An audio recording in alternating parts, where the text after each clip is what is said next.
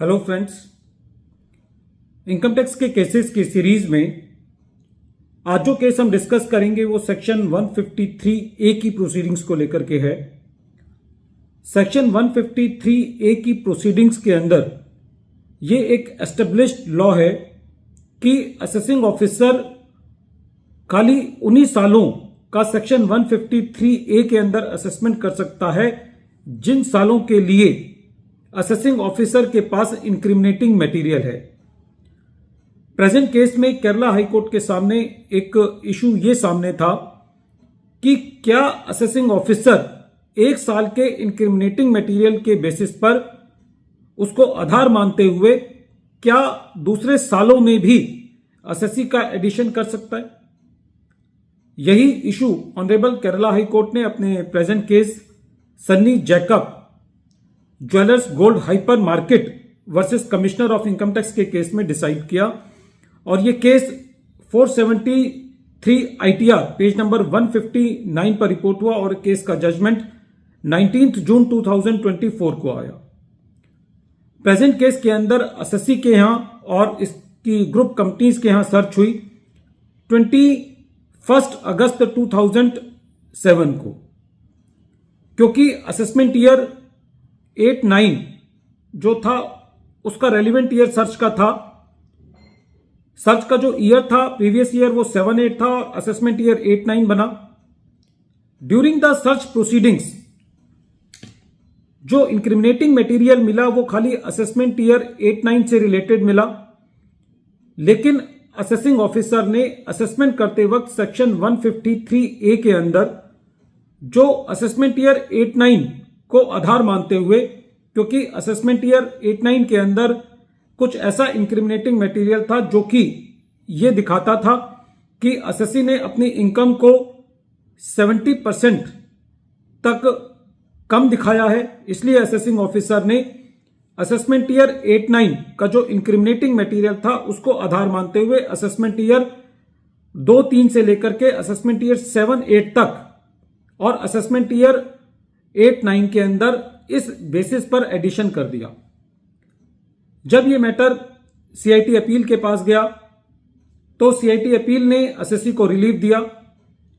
CIT appeal का यह कहना था कि प्रेजेंट केस के अंदर क्योंकि इंक्रिमिनेटिंग मटेरियल खाली असेसमेंट ईयर 8-9 से रिलेटेड है, खाली उसी साल में एडिशन की जा सकती है। असेसिंग ऑफिसर ने एक अकाउंटेंट की स्टेटमेंट के आधार पर, जो कि एक प्रोप्राइटरशिप फर्म का एम्प्लॉय था, उसके आधार पर सारी की सारी एडिशंस किया था। सीआईटी अपील का यह कहना था कि प्रेजेंट केस के अंदर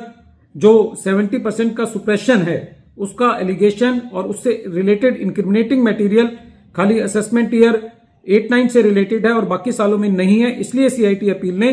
बाकी सालों में की गई एडिशंस को डिलीट किया। रेवेन्यू ने असेसमेंट ईयर 2-3 और से लेकर के 7-8 तक के केसेस में अपील करी और असेसी ने असेसमेंट ईयर 8-9 के लिए अपील करी। जब ये मैटर ट्रिब्यूनल में गया तो ट्रिब्यूनल ने इस मैटर को दोबारे असेसिंग ऑफिसर के पास रिमांड बैक कर दिया, ये चेक करने के लिए कि किन किन सालों से रिलेटेड इंक्रिमिनेटिंग मटेरियल है। असेसिंग ऑफिसर ने सेम एडिशन को रखते हुए दोबारे असेसमेंट ऑर्डर पास किए। जब मैटर सीआईटी अपील के पास गया तो सीआईटी अपील ने वही ऑर्डर पास किया जो उसने पहले किया था सेकेंड राउंड ऑफ लिटिगेशन में।